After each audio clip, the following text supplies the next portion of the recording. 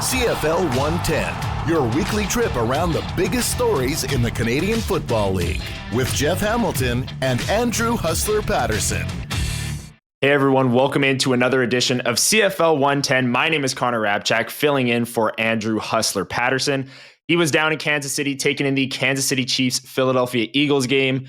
He was taking in 4-down football. We're going to be talking about 3-down football here on CFL 110. Great to be with you. Before we bring in Jeff Hamilton from the Winnipeg Free Press, just want to give a quick shout out to our presenting sponsor, Coolbet Canada. They sponsor this program and many others on the Winnipeg Sports Talk YouTube channel. So shout out to Coolbet. And without further ado, let's bring him in. Jeff Hamilton from the Winnipeg Free Press. Hammer, how was your weekend? Another great weekend of CFL football.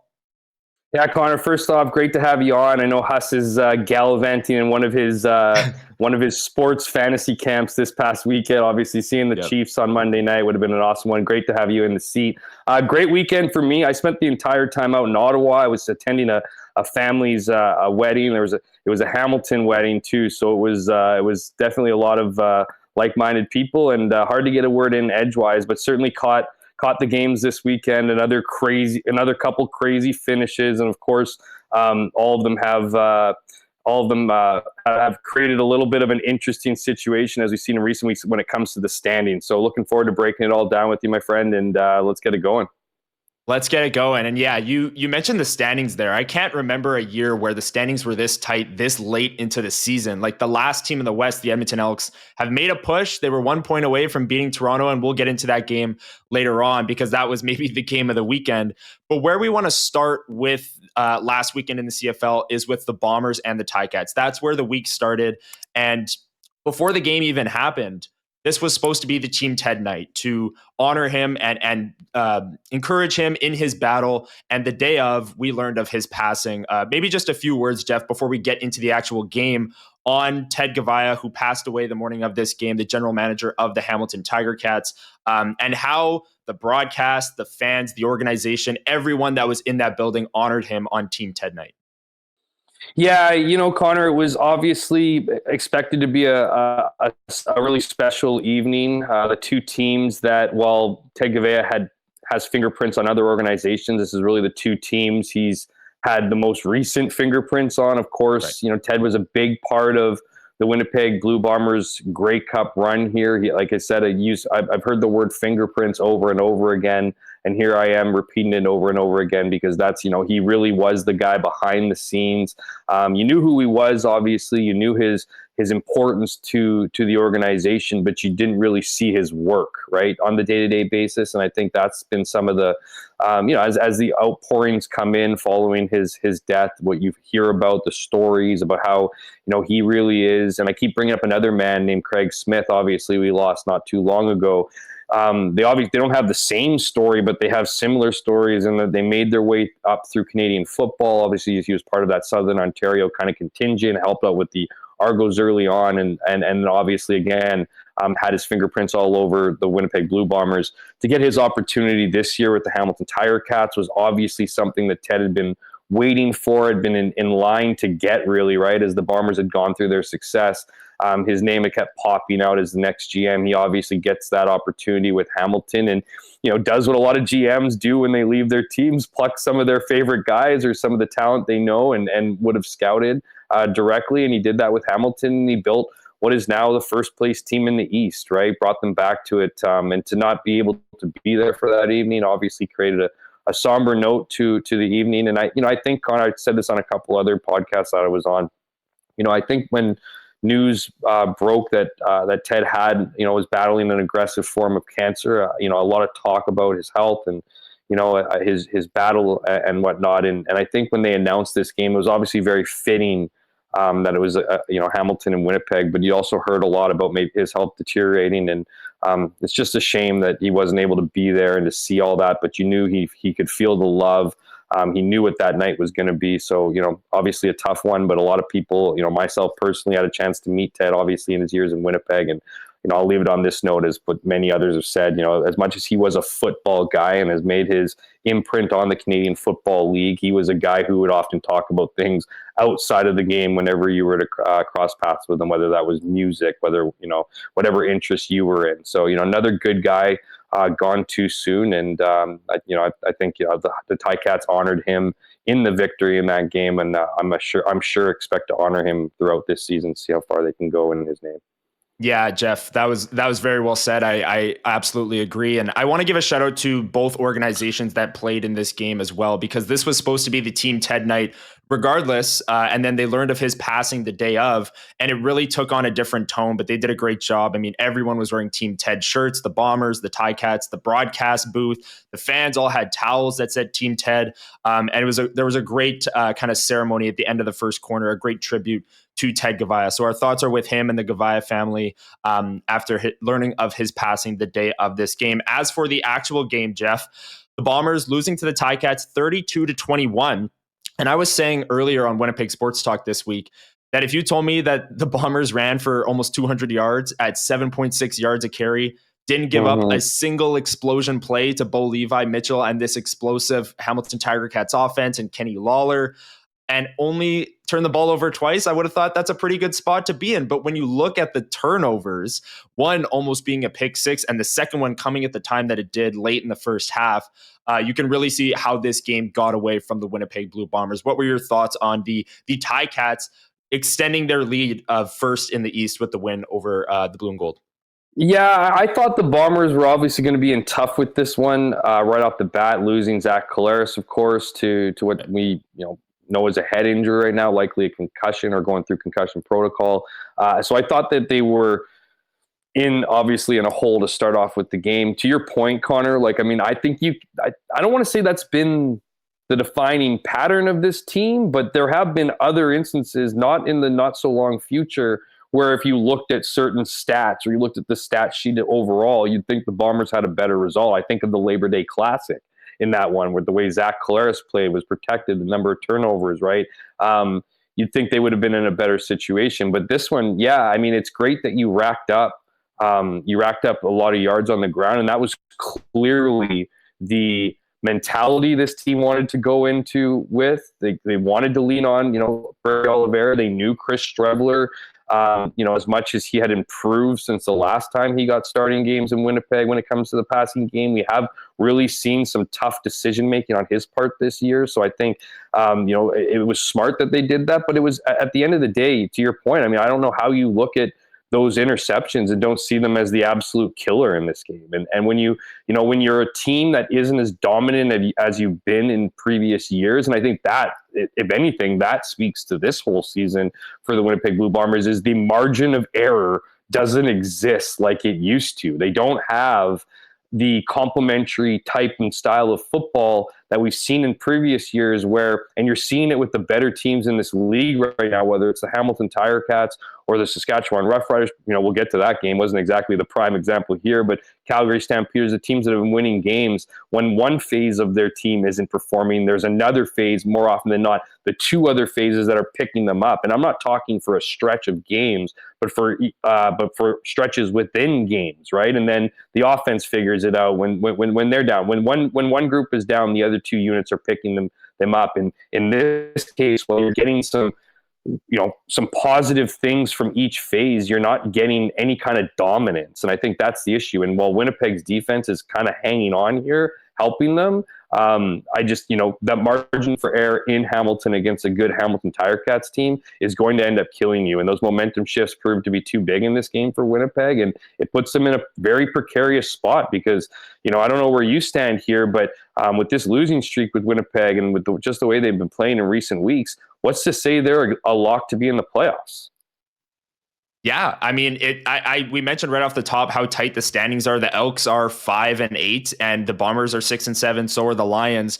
The Bombers got that tiebreaker over the Lions way back in Week 3 when they wrapped up their season series, but it's absolutely in question right now. And coming out of this game, it was crazy. Before Nick Arbuckle threw 4 interceptions in the Argonauts Elks game, the Bombers had the top 2 quarterbacks in the league in interceptions. Now, Collaros and Streveler are second and third with 13 and 10 interceptions respectively.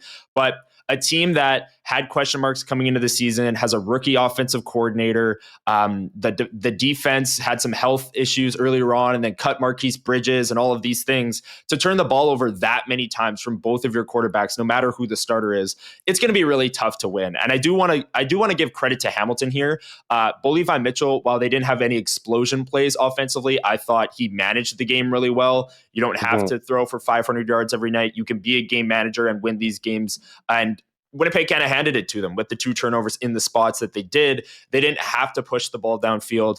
And then in the fourth quarter, when the Bombers defense had been on the field a lot in the second half, they leaned on their run game, and Greg Bell had a great night, 137 rushing yards and 2 touchdowns for Hamilton. So shout out to the Ticats. They played great, managed the game well, but I think the story of this game is absolutely the turnovers, Jeff, and that's something that the Bombers, if they want to make the playoffs, they'll absolutely have to clean up. Yeah, jump in. One last thought on this game. Yeah, just like, and the thing is, number of interceptions, like it's magnified when the number of pick sixes the Bombers have thrown this year, right? Yep. When they end up in your end zone, when they, there were previous years, even including last year, Connor, like when they went through that rough start, Zach Claris had one of his worst seasons when it came to throwing interceptions, but down the stretch, they were able to erase them, right? When you give away the ball and then the defense comes on and makes, creates a 2-and-out or forces a punt, whatever amount of plays it is, then no one's really talking about the interceptions. But when they're almost pick sixes, or when they're certainly pick sixes, or when they end up scoring touchdowns, that's when you start talking about points on turnovers, and that's when you start really leaning into those stats on interceptions, because not only are you leading or up there with the league, they're killing you on 90% of them. Yeah, and to flip that as well, like evaluating the defense, I agree with you. You were saying that you thought the defense played well. I thought the defense played great and has played great the past number of games, even the Labor Day Classic Banjo Bowl home and home against the Riders. But how can you evaluate them when there's 2 picks that Chris Streveler throws that put Hamilton in scoring position immediately and the Bombers get scored on? It's like, okay, if Hamilton's starting in their own territory, the Bombers more often than not were getting stops. And then in the fourth quarter, like I said, they've been on the field basically the entire second half. They were exhausted. They were getting run on, and Hamilton really managed the game well and iced the game. But that was the first game of the weekend. Let's move on to the Ottawa Redblacks, who went to BC and took on the BC Lions. And this game, Jeff, I think starts with Nathan Rourke. He was incredible in this game. Nathan Rourke has these games sometimes at home, late night, against a team that gives up a lot of passing yards per game. Nathan Rourke really dominated this one, and Matthew Betts as well. 4 sacks on Dustin Crum. An impressive win for BC over Ottawa at home, a game that they had to win to keep pace in the West.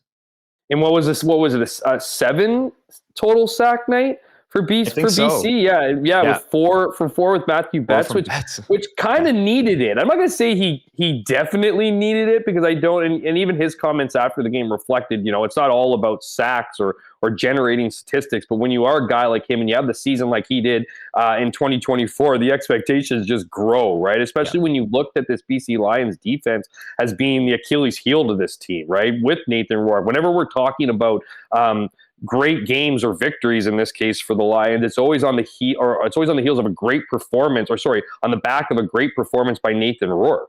So, this was another example. I mean, they started the game with 4 straight touchdown drives. We've seen that in Winnipeg before with Zach Claris, and really, it's like anything. It's like, it's a weird comparison, but I do think it makes sense. It's like starting the way the Winnipeg Jets started in the season, and then just being able to play kind of, and they didn't, but you could play mediocre hockey the rest of the season and make the playoffs, right? That was kind of what happened in BC. A little bit here, and credit to Ottawa too a little bit, right? Because Ottawa they're done. I mean, this to me, them, and we'll get into the Edmonton Elks and their loss to Toronto next year, but like this was it for them. Like they needed this game.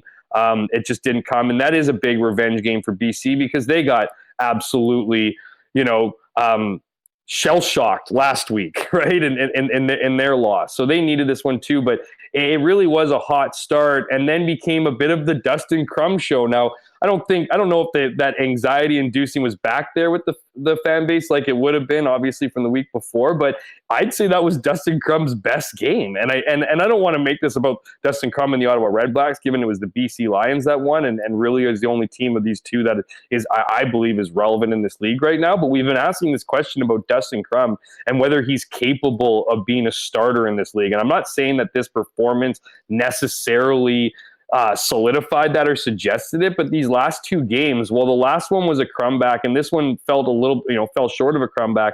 I thought 300, over 300 passing yards. He kind of outdid Nathan Rourke by the end of the game, statistically speaking, right? But BC Lions needed this. You can tell, even, one thing that bugs me about the Lions and knowing Buck Pierce the way I know Buck Pierce from all his years in Winnipeg, is he hates undisciplined football. And I think they only finished with like 4 penalties in total, but I believe they were all majors. They were all 15 yards. And if it wasn't all 4 of them, Connor, there was at least 3 of them that extended drives. And I think all 3, at least 2, led to touchdowns. So like this team is still trying to figure out that level of discipline.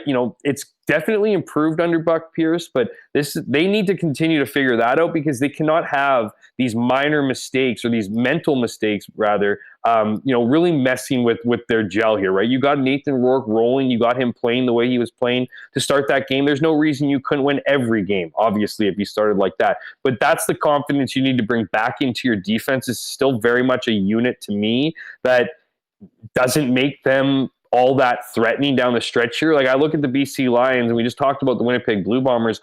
I don't know if I put them better than Winnipeg, and I'm not all that impressed with what the Bombers are doing here. I see 2 teams trying to figure themselves out here as we lean into the last third of the regular season. I don't think we certainly haven't seen the best of these teams. Maybe we haven't seen the best of these teams yet. Maybe we haven't seen the worst of them. But that's been really the roller coaster season that these 2 teams have had, and there's a reason why they're hovering where they're hovering right now. I think they're locked right now at 6 and 7 each. So this is going to be an interesting group. But I still feel like as we get into week 15 here, that we still don't really know what the BC Lions are.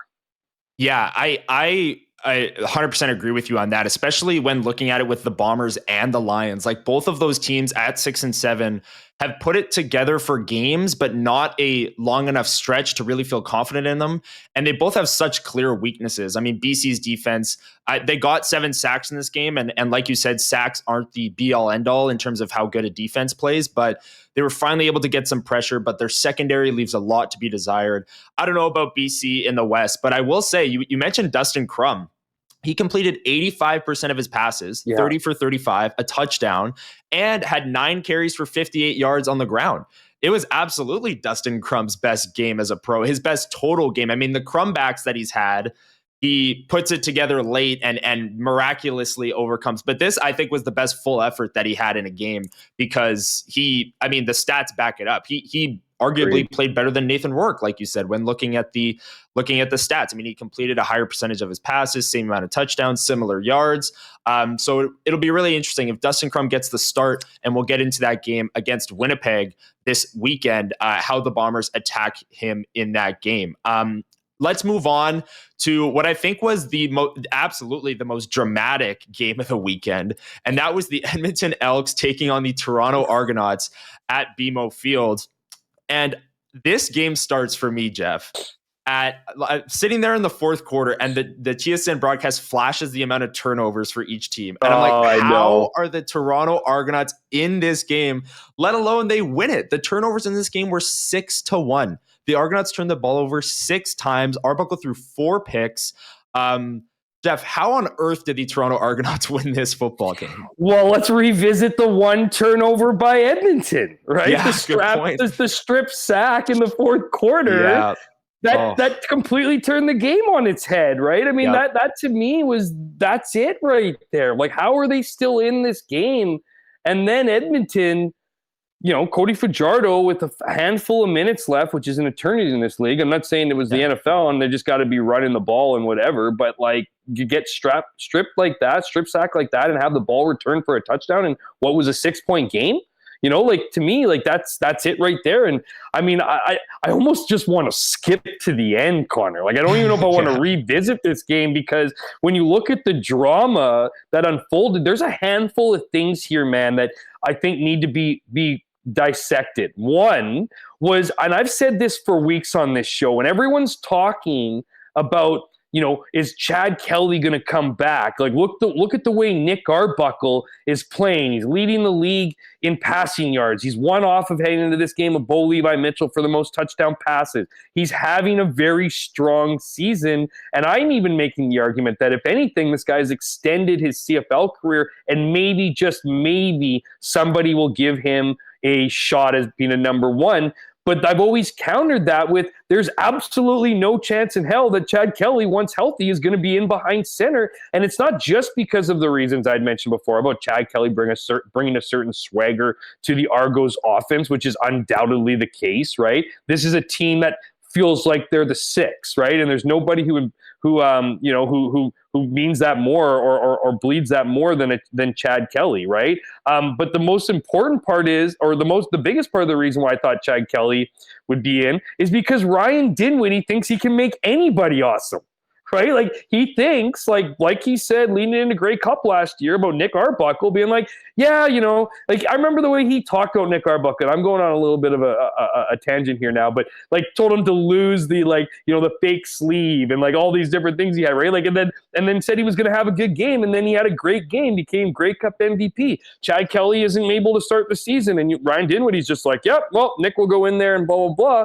And then you fast forward to the post game, and he's just like, yeah. I mean, Nick went down, and Jarrett Dagey did one cool thing in the preseason that made me believe he could do my offense. We asked them a lot, but if they can do it, they're going to be successful. And here he goes down the stretch and leads them into a game-winning field goal situation. He gets to be the hero. Like I'm not trying to discredit Nick Arbuckle's entire season by one tiny drive by Jarrett Doege, but it does give you a little bit of a look into Ryan Dinwiddie's mentality and thought process when it comes to quarterback play. And so to able to do that, man, but let's just go to Dinwiddie here post game. So I'm sure you've seen the videos, yes. he as he said post game, players were in his ears, a former pretender, which I think is led to believe to be Jordan Williams, DB for Toronto, who was with Edmonton before, was with Toronto before, is in Edmonton now.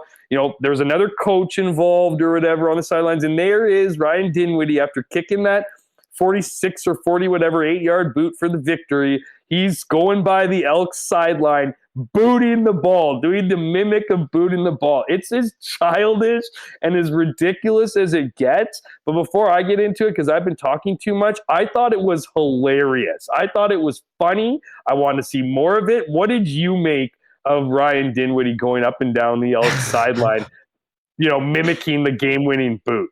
Yeah, I mean, before even hearing the backstory, I wasn't surprised. I was like, oh, totally. Ryan Dinwiddie's just being Ryan Dinwiddie and just, celebrating a win to push his team to 5-8, like he just won the Grey Cup. And then Jarrett Dagey as well is walking by doing the cut thing because the Elks cut him, I believe. So he's doing the response he's like, yeah, you cut me. I don't know. I liked it. I think there's a certain way that a coach should handle themselves after a game. I do believe that. But at the same time, I'm fine with it. The league can use some more drama, some more flair, some more rivalries, if you will. Maybe Dinwiddie just felt like he was playing with house money because his team just turned the ball over 6 times and they somehow won. But after hearing the story that, players were in his ear all game talking trash, I'm kind of with you. I don't hate it as much as when I first saw it. I was like, what is this clown doing? And then I was like, okay, well, that makes a little bit more sense. What about his comments after the game where it was like, enjoy the off season? They're both 5-8. So it wasn't like your slightly older brothers, Toronto Argonauts, where they were leading the East seemingly every season. It was a team who and I said, we talked about this off mic before the show, but if you needed any proof to the question of whether coaches in the East understand which division they are in and playing against. Look no further than Ryan Dinwiddie's antics post-game and saying, enjoy the offseason, because that's the fact of the matter. I think this killed Edmonton's chance. Now, is it impossible? Are they mathematically eliminated? No, but because they're in 5th place in the West, they are going to have a heck of a time trying to beat out the Bombers, trying to beat out the BC Lions, and ultimately trying to beat out the Toronto Argonauts for that that crossover spot in the East. So well, as ridiculous as it sounds, as ridiculous as that celebration was, he's not lying. Like, that was a crushing game for Ryan Dinwiddie. And like you said, you weren't surprised. I think that speaks to what we've seen from Ryan Dinwiddie this season, his post-game outbursts, if you will. Like, how many times has he called out his players? He called his own players pretenders. He's challenged coaches. He's challenged position groups. And, it's funny because you can look at that and say, yeah, that's Ryan Dinwiddie, because anyone who's covered this league long enough knows that Ryan Dinwiddie says it like it is, right? He's not going to sugarcoat anything. He's not going to whatever. But these antics, I would argue, are unlike Ryan Dinwiddie. This is a next level bit of being transparent, which again, I'm not going to complain about. I love it, but this isn't typical Ryan Dinwiddie, because typical Ryan Dinwiddie isn't climbing from the basement trying to get back into a playoff spot. This is raw emotion. This is a guy who's been feeling the frustrations of the season and has no problem making himself, feel good and rub it in people's faces, But I'll leave a last thing to what you said. Like, I think there is certain behavior that you should probably exhibit as a coach. And the irony isn't lost on me that in some cases he's asking his players to bring a certain level of professionalism to the building, and for him to kind of go full on, high school chirping and whatever, while amazing, is obviously contradictory in those messages. Yeah. I mean, there's absolutely a way a coach should handle themselves after a win. And I will say, Ryan Dinwiddie, more than anyone, people often say, like, you can't call out your team every single game. You can't go to that club in your bag too often or else it'll lose its value. He's absolutely pushing the limit for that. It felt like after every single loss when they were struggling earlier in the season, he was going to that. We don't have enough dogs and all of those things. Yeah. So yeah, like he's smart, man. He knows how to coach. He knows this is like, and I've said this 1,000 times over. You'd think I had stock on him winning coach of the year this year, but I've been high on Ryan Dinwiddie for so long. He knows how to get the best out of players. And while he's the kind of guy who will pat you on the shoulder, make no mistake, he will absolutely cut you down if you need it. And the thing is, he's just realistic. He's honest. While a lot of coaches are honest to their players behind closed doors, he's honest and genuine in the entire situation. As far as my advice goes, Ryan Dinwiddie, I know you're listening to this, obviously. Keep it up, my friend. Keep up that attitude. We love seeing it. We love talking about it. Yeah, and just last thing on the post-game comments saying enjoy the offseason and they have the same record is so funny. But you bring up a great point that one team's in the East, one's in the West, and I agree that was pretty crushing for the Elks.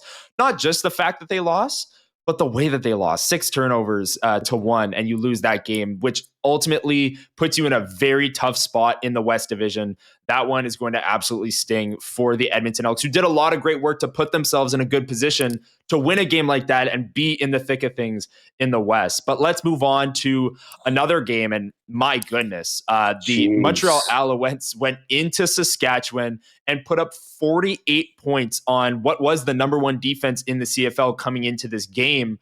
Tyson Philpot had 238 yards and 2 touchdowns, Jeff. What did you think of this game as the Alouettes with MBT back under center?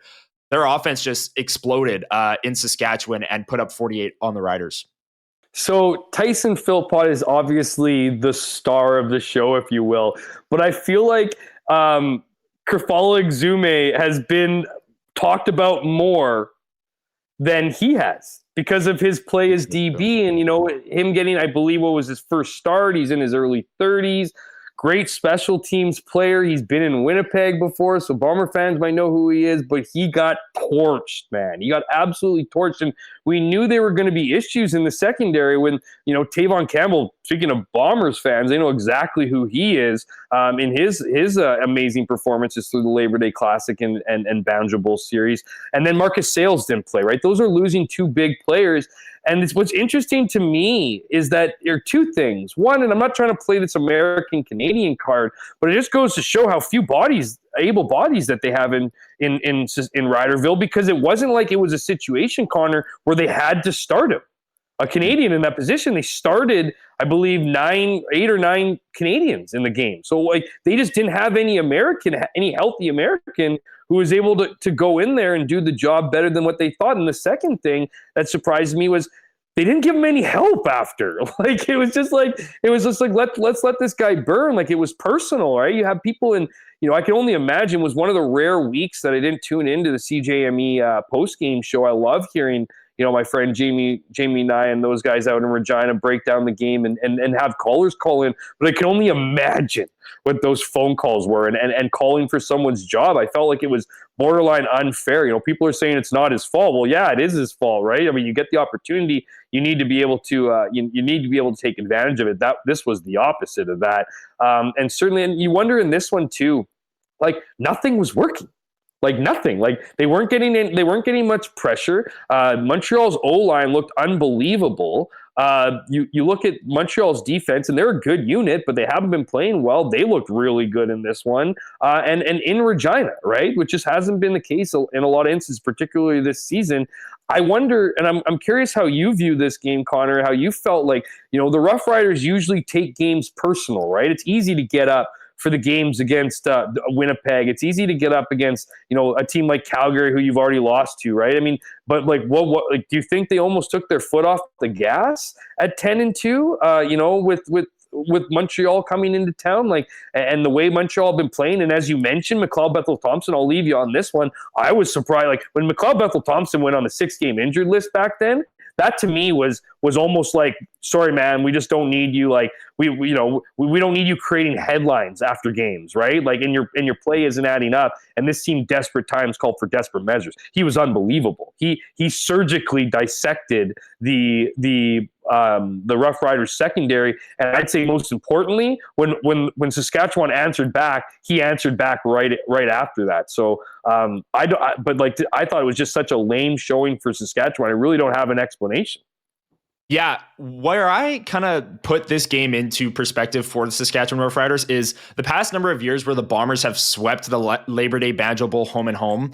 They've gone to Hamilton after and just gotten smoked. And it's just, you come off that emotional high of your two biggest wins of the season, and then you go up against a team. And this game was at home for Saskatchewan, but still they just beat the Bombers twice for the first time since 2018, or won the Banjo Bowl for the first time since 2018 as well. And like Montreal's coming in, they're below 500. I could absolutely see this as a bit of a trap game for the Riders. And then when you look at their secondary and how banged up they were, and you mentioned the DB that was just getting torched all night. I could see, I mean, I didn't think that this would happen, obviously, especially with NBT coming back. I didn't think that he really had this in him. Same with, I knew Tyson Philpot had this in him, but 238 yards and 2 touchdowns is a very impressive game.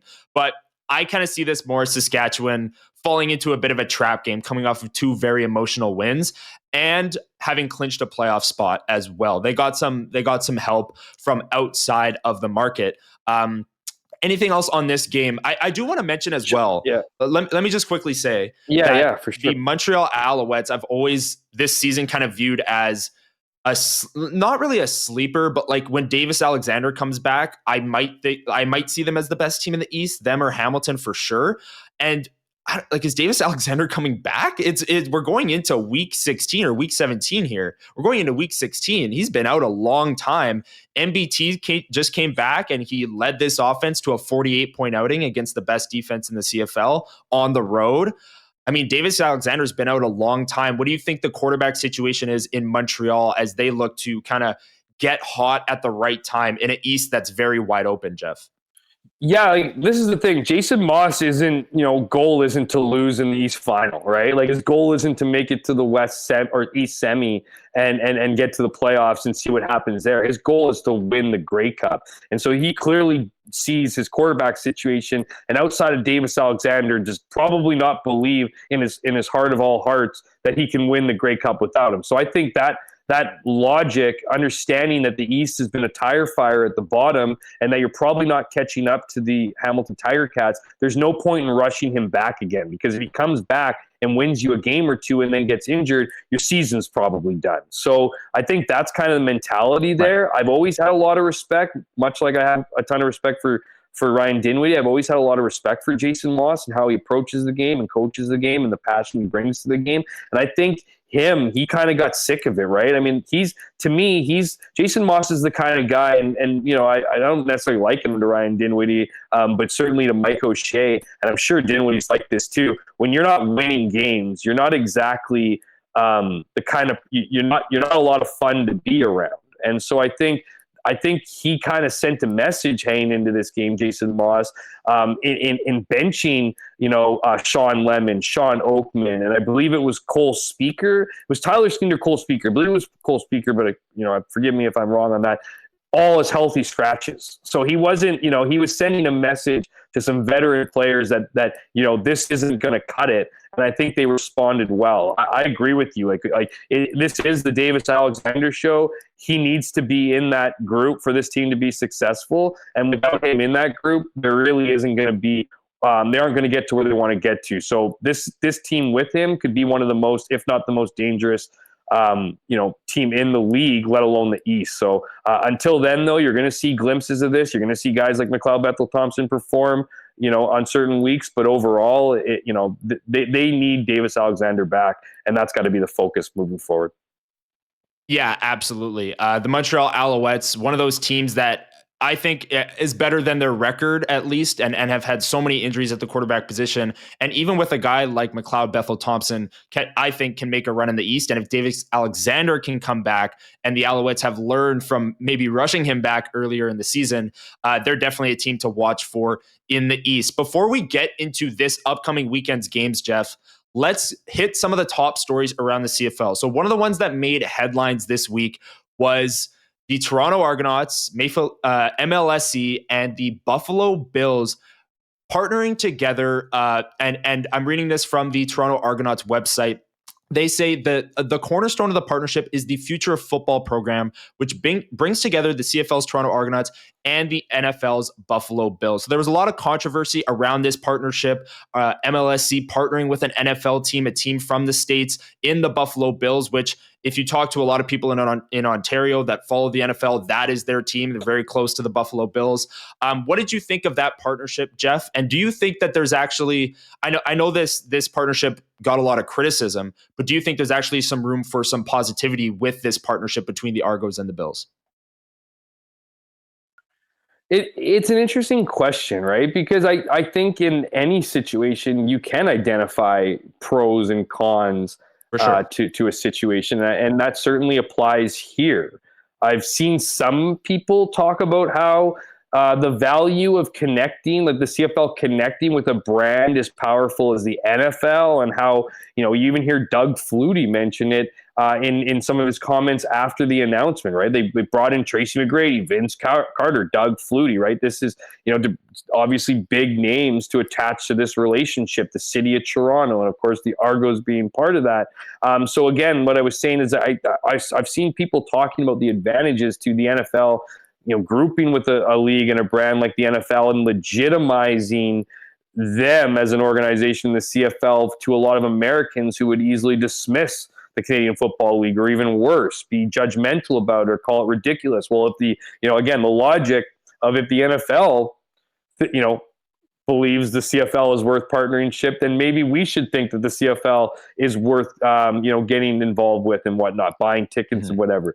But, and I think there is some logic to that. Like, I do think that, in a perfect world, if that could be the impression, if it could lead to Americans coming up north in the NFL offseason and taking in some Toronto games, some football games, that's great.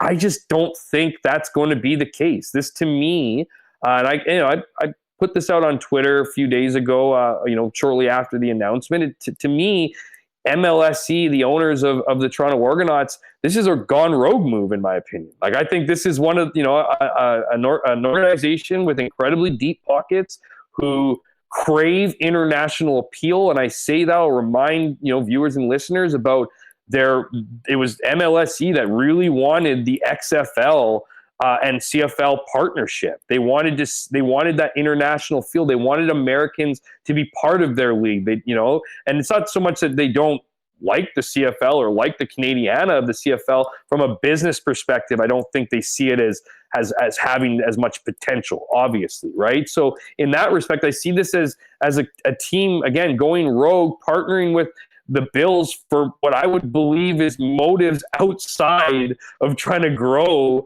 the Toronto Argonauts fan base or season tickets. If that happens, great. They're not going to argue with that. That's amazing. But I see this as at a time where Canadiana is at an all-time high, right? With the, let's call it distrust of America and people not traveling to the States. This feels like the NFL trying to get Canadians back, trying to infiltrate Canada and say, hey, you can still come back to the U.S. Look at the NFL games, because a lot of these cities are getting hit. I'm in Winnipeg. I know that they're getting hit in the Minnesota Vikings season tickets, right? Like, less people are interested in going over the border. So this is the Bills trying to get into bed with the Argos to get that market. But they don't, it's not with the Argos, it's with the city of Toronto, an area that they know they have a footprint in and want to continue to grow that relationship, all those things. So I see this as kind of the CFL going along for the ride and MLSE wanting to rub shoulders with NFL personnel. And in that respect, I think it erodes the CFL game. And I think there's, if there's any kind of modicum of success, and this is where I think Luke Wilson has kind of come from when he's gone online and said that this is going to be, how you see the CFL, you'll never see it the same way again, or on that lines, right? The CFL as we know it is gone forever. And I think what he means by that, I don't want to speak for him, but I think what he means by that, and I certainly agree with it, is that if it works in Toronto, you're going to start seeing it working or trying to work in Winnipeg with Minnesota. We've heard about the Lions and the Seahawks having some informal agreement. Well, it's not the informal part that's concerning, it's the formalized part. And when you have the NFL coming in, like you have with this Argos and Bills situation, and they're propping up high school games, right? They're propping up high school games to have an NFL big-time feel. The players are going to be thanking the NFL. They're not going to be caring about what the CFL's relationship was in that. And so what they're doing is that they're cutting the CFL's grass, and organizations like MLSE, and I'd say it's a bigger issue from the league as a whole, who don't want to invest in the league, who don't want to spend their hard-earned money, who just are kind of happy with where it is, taking the losses and building up other ventures, whether that be social or business. They're just taking the easy route out. Oh, if the NFL wants to pay for it, sure, we'll attach our name to it, and they can put their name all over it. In that respect, I don't see the CFL growing. I see this as being a major, major coup, if you will, for the NFL and particularly the Buffalo Bills.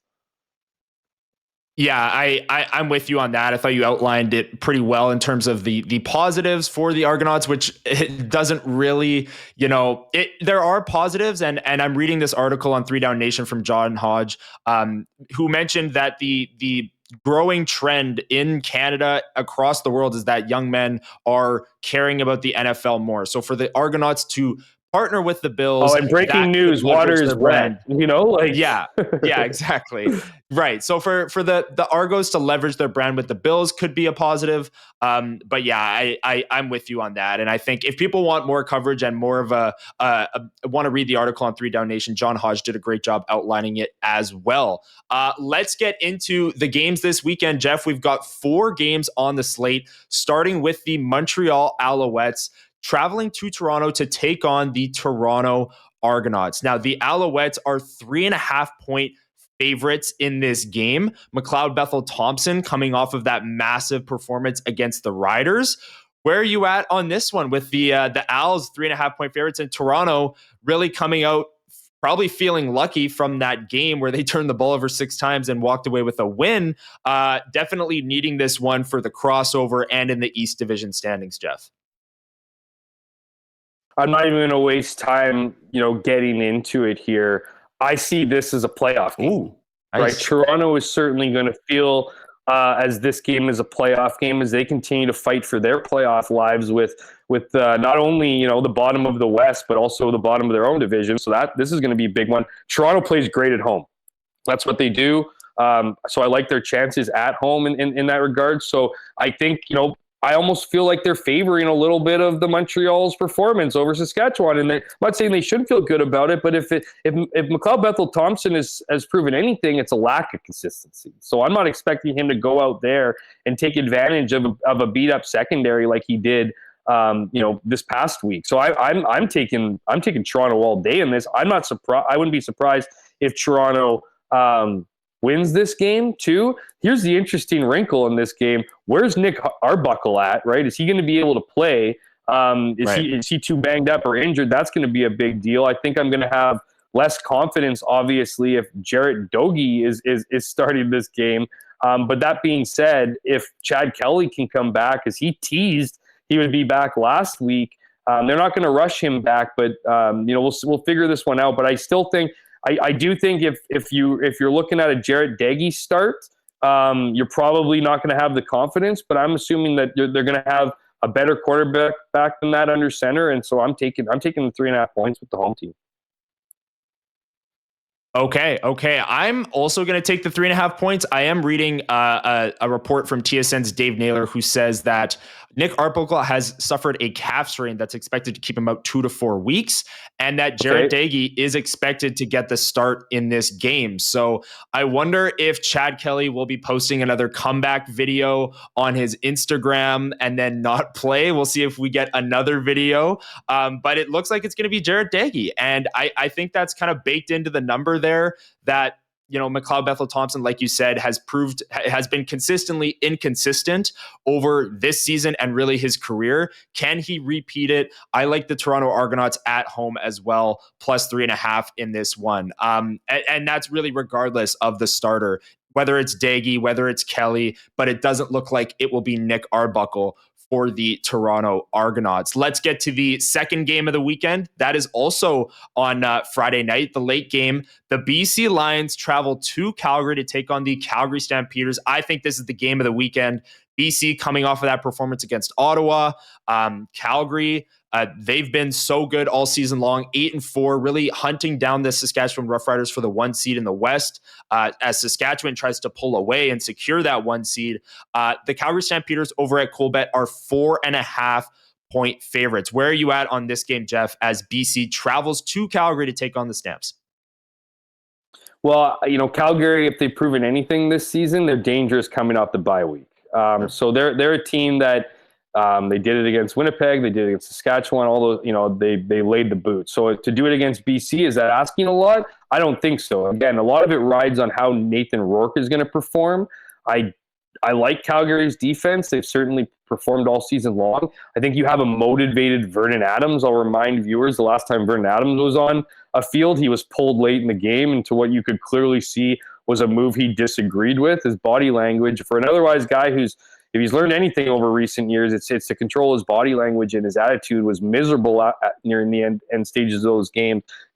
Clearly disagreed with the decision to remove him from the game, as I mentioned. So I think you're going to see a motivated, VA. I think you're going to see, VA against, BC here, right? Another reason to be motivated. And so I think there really is. I don't love the 4.5, but I don't love BC's defense even more. So I'm gonna go Calgary here. I'm gonna they return home hungry. I think they look at the loss, and of course they look at the loss from Saskatchewan. And while it's not going to be an easy one to catch up at the top there, they have left some light open and an opportunity. So I'm taking those 4.5 points and predicting a close game. Maybe Calgary breaks out late, and there's a situation where BC needs 5, they're down trailing 5-6 points and they need a touchdown to win, and don't get it done. Maybe that's a little bit too detailed in my prediction here, but I do think Calgary, I'm going to take Calgary to cover.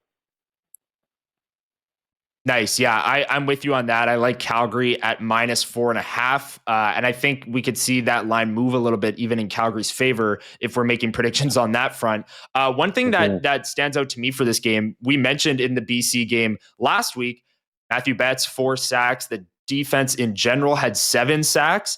Can they repeat? I'm not expecting them to get 7 sacks again, especially against Vernon Adams, who can create off schedule and break the pocket and things like that. But can they replicate that pressure? I think they're really going to need it, because if Vernon Adams can stand back there, pat the ball, look at his options, he's going to find people wide open down the field. And that's why I think Calgary is going to win this game. I think their offensive line has been strong this season.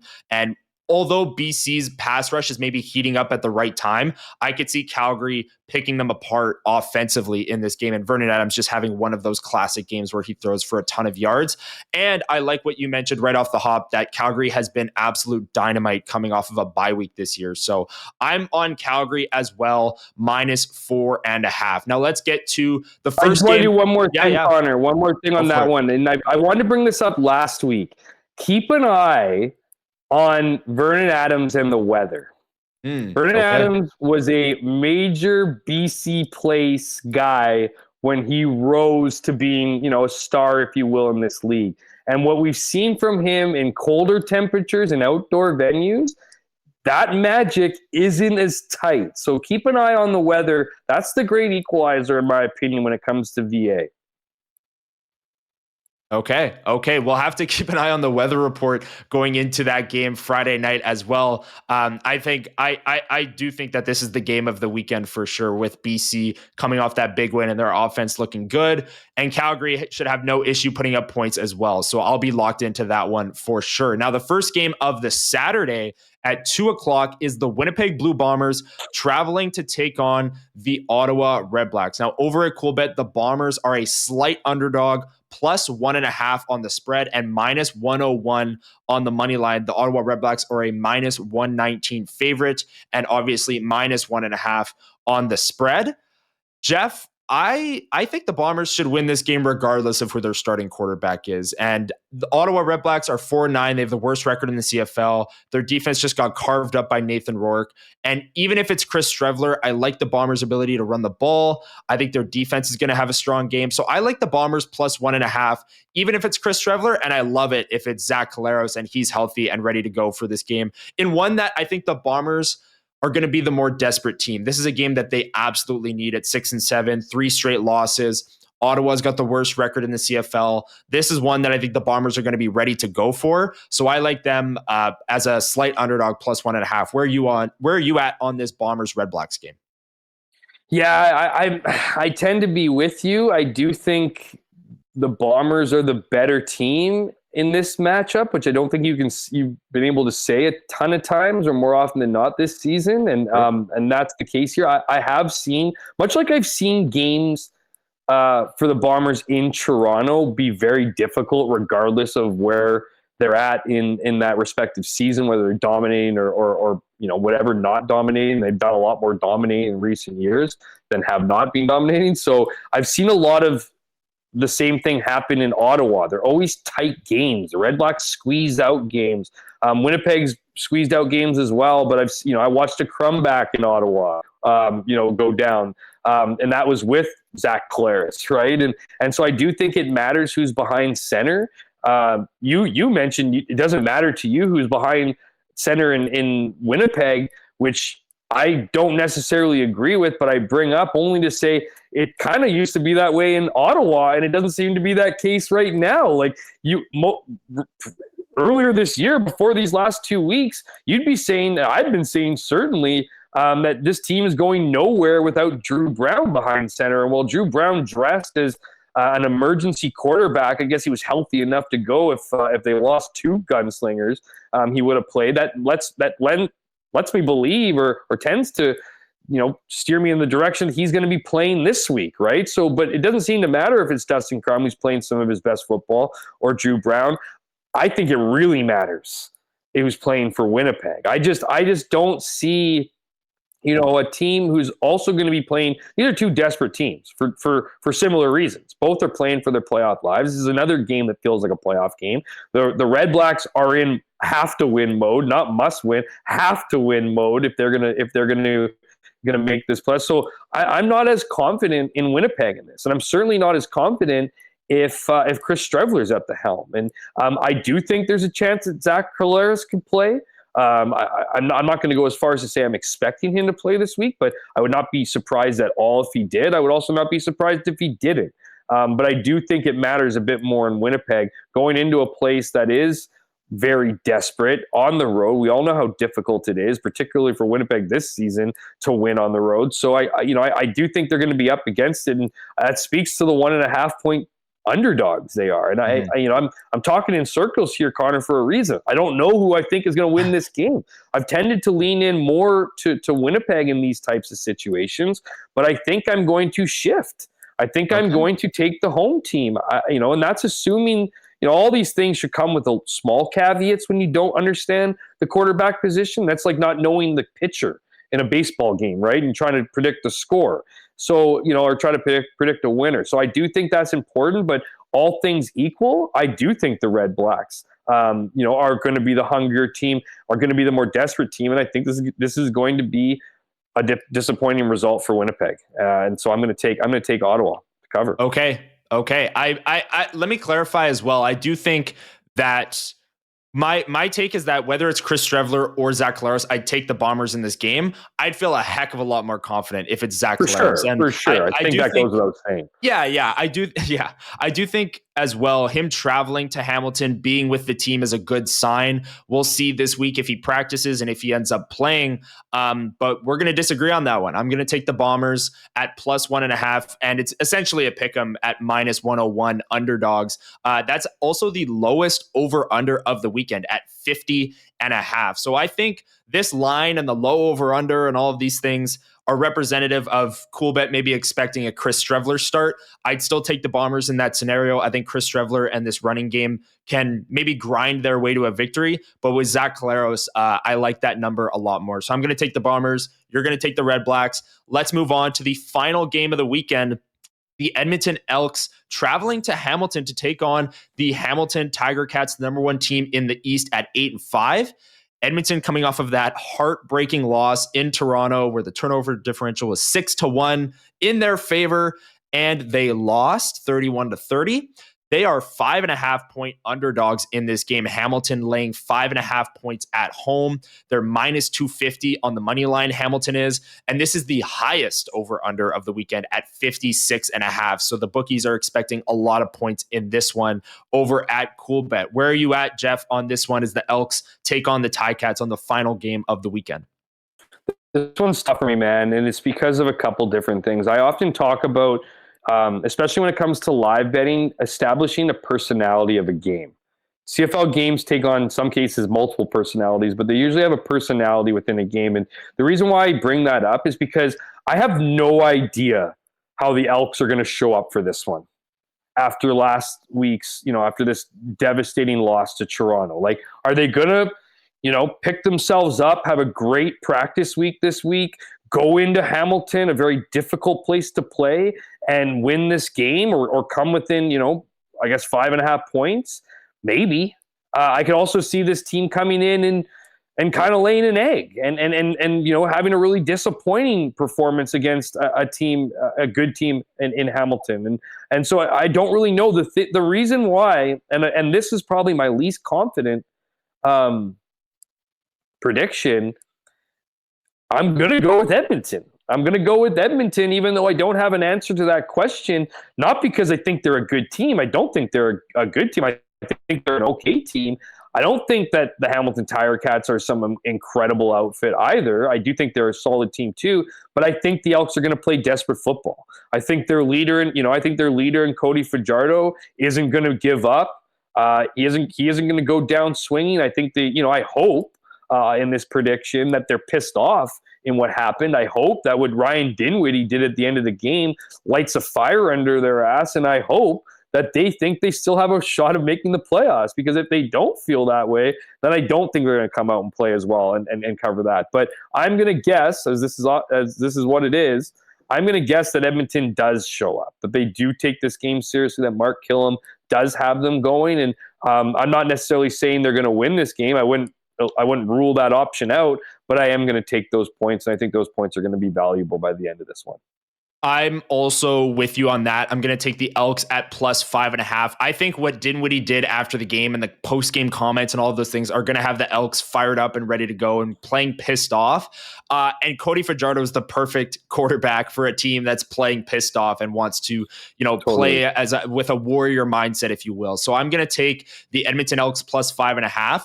And I also think that while that might have been the dagger last week, especially how they lost that game against Toronto, Edmonton still has games against the Blue Bombers and the Lions the rest of this season. So they're absolutely in play in the West. If the Ottawa Redblacks beat the Bombers this weekend and the Elks can scrape out a win against the Ticats, they now have the same amount of wins as the Bombers, and they have a head-to-head matchup in 2 weeks. So I think they're going to be motivated, ready to go. They can look at their upcoming schedule and see we're absolutely still in this. We almost control our own destiny, if you will. They'll need a little bit of help, but 5.5 points, I like the Elks to cover that. Any final thoughts on the games this weekend, Jeff, before we wrap the show today? No, I think but we are getting into that stage here where teams are running out of runway, right? We talk about the standings every week, including the early weeks, but these are where things are really going to start, taking shape. As we've talked about in recent weeks, that bottom of the West is the most exciting race in the CFL right now, and we'll see how that shakes out. But there's a lot of teams right now, including the Ottawa Redblacks, Toronto Argonauts, Montreal Alouettes, Winnipeg Blue Bombers, BC Lions, that are in this mushy middle, if you will, and we still don't have all these answers. When you look at some of the teams playing each other this week, notably the Toronto Argonauts, like every game that Toronto and Ottawa lines up and Edmonton lines up for the rest of the season, because they're going to need to pretty much run the table or come close to it's going to matter. So as I mentioned a couple times in this, these are playoff games already for some teams. Like, this is do or die here. As I mentioned, you have teams who are 5-8, right, that need to climb up to 500 or need to get some victories here. So it's going to be exciting football. I love this time of the season. As I mentioned, there's the weather dips. There's lots of things at play here, and we get to see who's going to kind of rise to the top, be playing their best football as we head into the playoffs. Still some time for that, obviously, but looking forward to these upcoming games and chopping it up all again next week. And really appreciate you coming on here, Connor. Love chopping up with you and what you do. So really appreciate you hanging in there for us. Yeah, thank you, Jeff, for having me on CFL 110. This was an absolute blast. I obviously watch the show every single week. Love the CFL. So this has been a fun hour talking CFL football with you. Just real quick before we wrap, looking over at CoolBet, the presenting sponsor of today's show. They have futures on the CFL as well. The Grey Cup winner, the Saskatchewan Roughriders, are the odds-on favorite to win the Grey Cup at +275. Hamilton right there at +300. Then you've got Calgary at +315. So the top three teams very close in odds. You've got Montreal at +450. That's obviously, I think, them expecting Davis Alexander to be back at some point. And then there's a big drop-off before you get to the BC Lions and Toronto Argonauts, both at +1,400. And then the Bombers +2,000. And then the Elks +3,500. And the Ottawa Redblacks at +10,000 to win the Grey Cup, as they are at 4-9. So that's all up over at CoolBet right now. Thank you to CoolBet for sponsoring CFL 110 and many other programs on the Winnipeg Sports Talk Network.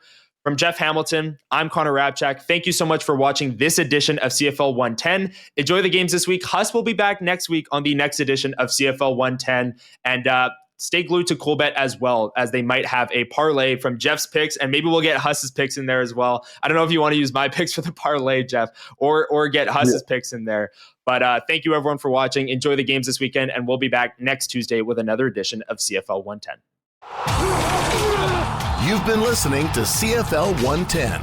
Tune in next week for more great Canadian football discussion.